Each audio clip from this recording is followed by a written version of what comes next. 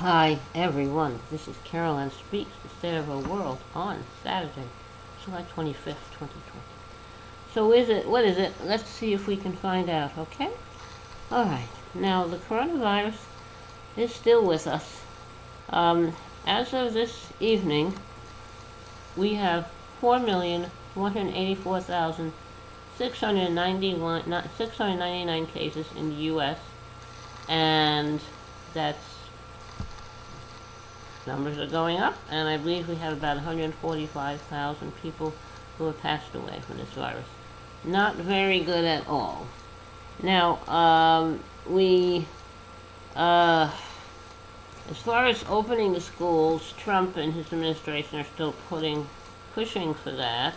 The CDC is urging in-person learning, but offers little guidance for sick students or teachers. So the CDC said is open the schools when it's safe to do so. It's not safe to do so, but they were pressured by Trump to change their guidelines, uh, and they emphasize having students back in the classroom.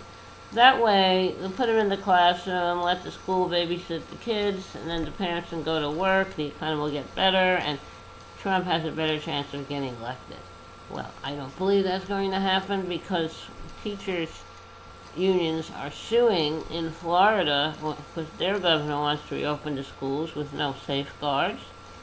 And we just don't know how we can open the schools without reconstructing all the schools. So let's continue the virtual learning with teachers teaching on the internet, provide all the students all the equipment and technology they need so they can do this.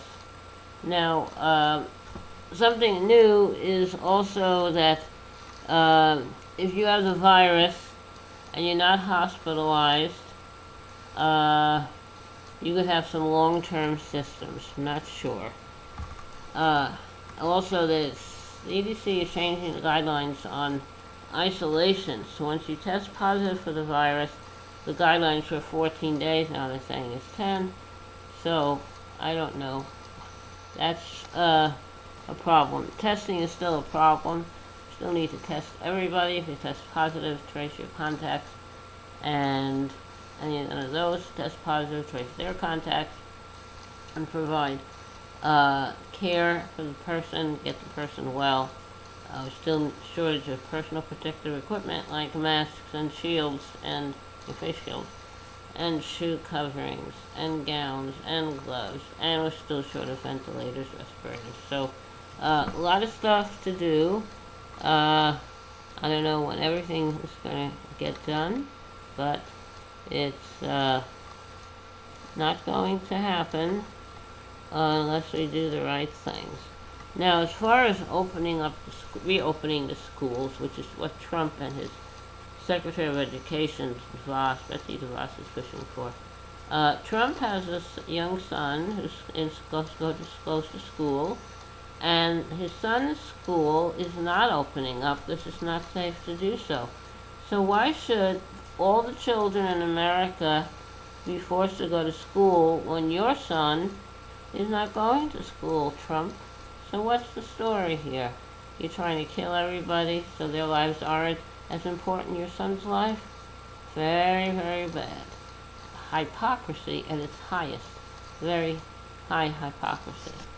Now, we still have to look out for the vulnerable populations, the people living in nursing homes, assisted living homes, retirement homes, veterans homes, healthcare workers, first responders, farm workers, agricultural workers, um, people living in detention centers, people in jails, and people in prisons, children in migrant centers. So all these, and people who don't even have a home, they're either living on the street or they are living in a shelter. So all these peoples are vulnerable. We have to protect them. We do not have a vaccine to cure this disease. We do not have a cure. All kinds of treatments have been tried, So there's still a lot of work done. There's still a lot of work to do. Okay.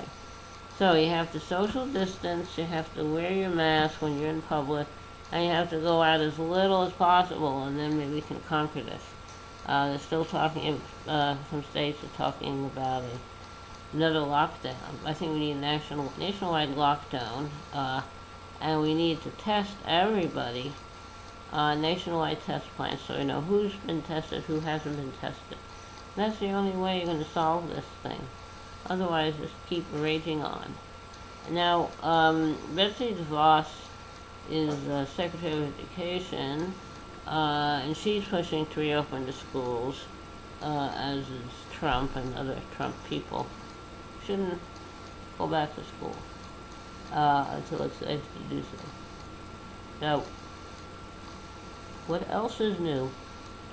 If you don't know, we've got a lot of things happening in the world, but there's no real clear guidance on how to open up schools safely. No money provided. We still have protests going on all around the country because of the murder of George Floyd in Minnesota at the hands of a Minnesota police officer. So we're going to be with that for a while. Okay.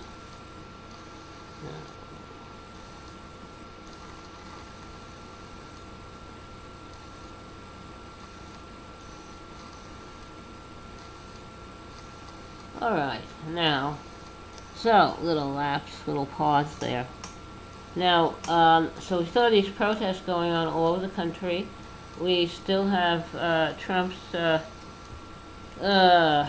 sending in various militarized forces, stormtroopers, sending them to Portland. People do have the right to protest. People do have the right to assemble and to speak and to be heard, and right to a free press. So what is the problem here? Freedom of speech, freedom of assembly. I don't know what the problem is. And these people are protesting, they're protesting peacefully, but they're being attacked by the Trump's secret police, who he wants to discourage all protesting because it's against him.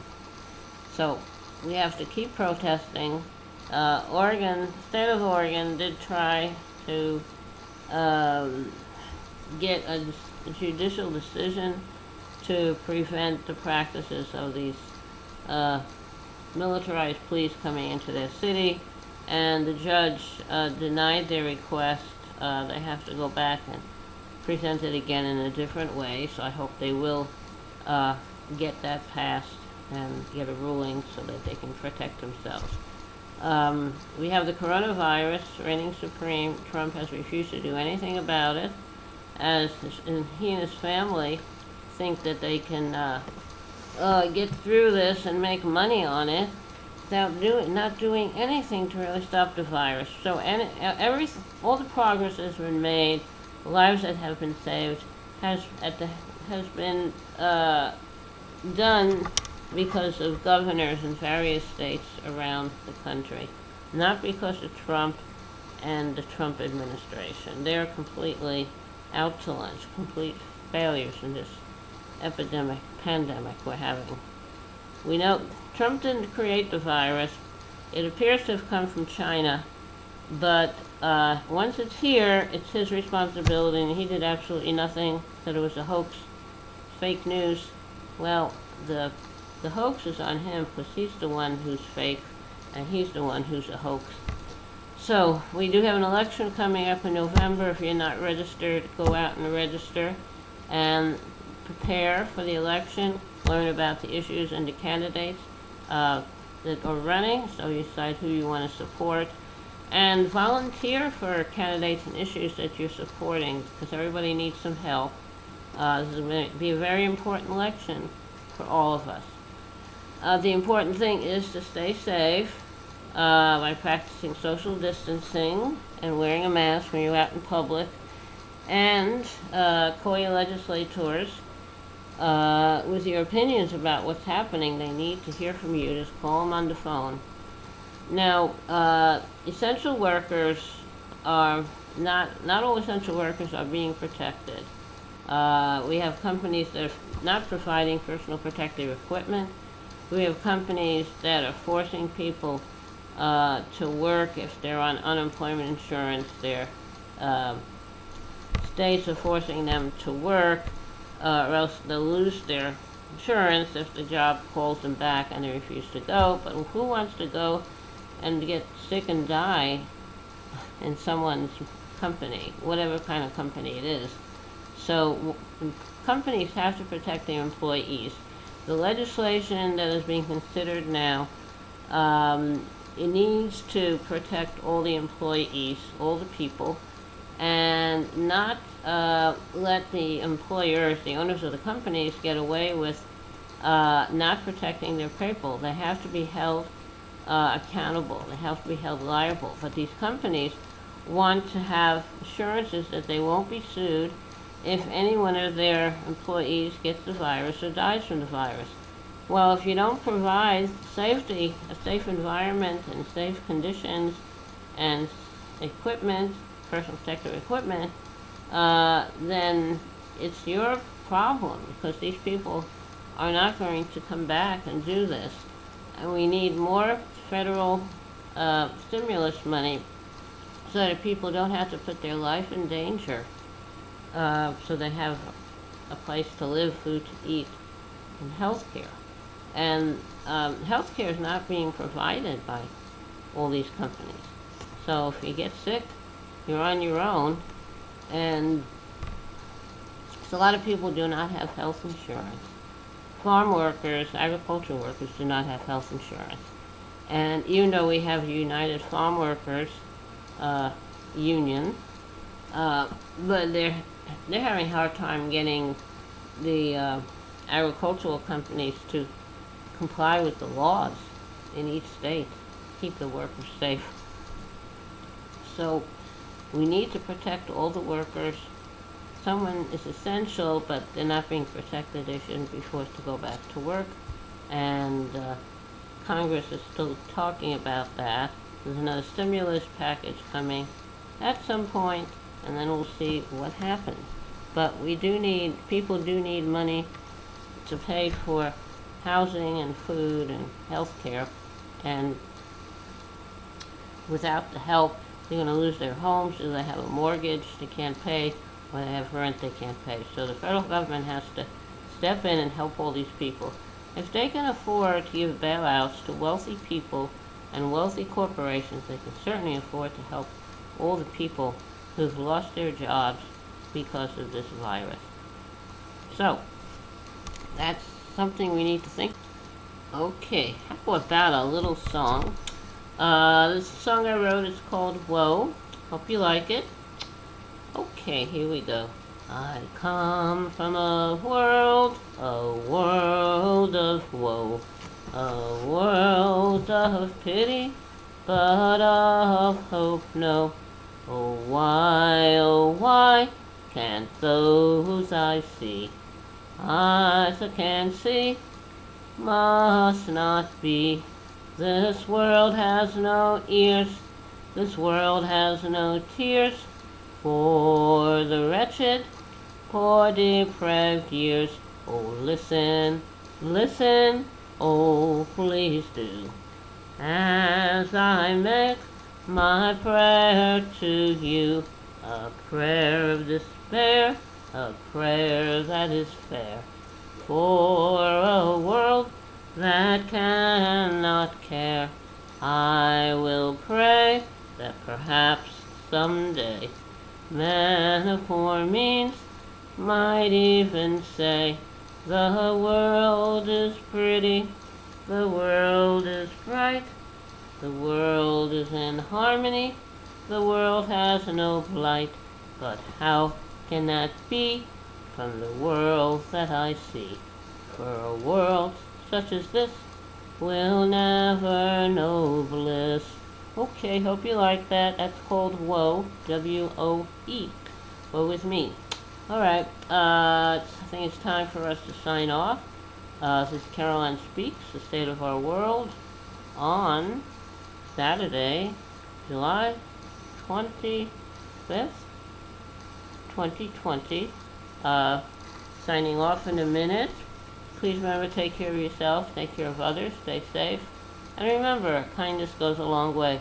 Kindness goes a very long way. Thank you. Good night. See you tomorrow, I hope. Good night.